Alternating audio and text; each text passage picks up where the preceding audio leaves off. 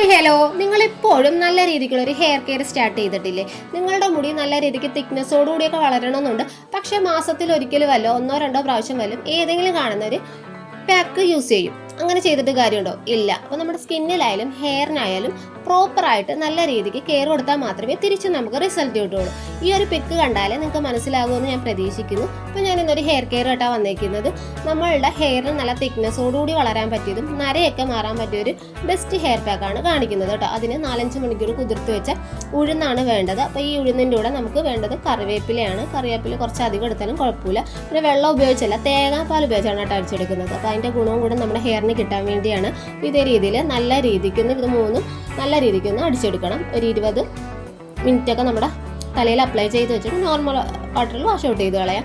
നമുക്ക് എന്തെങ്കിലും ഫംഗ്ഷനൊക്കെ പോകുമ്പോൾ നിങ്ങൾക്ക് യൂസ് ചെയ്യാൻ പറ്റും. തലേന്ന് അടിപൊളി ഒരു പാക്കാണ്. വീഡിയോ ഒക്കെ ഇഷ്ടപ്പെട്ടാലും നമ്മുടെ യൂട്യൂബ് ചാനൽ കൂടെ സബ്സ്ക്രൈബ് ചെയ്യുക.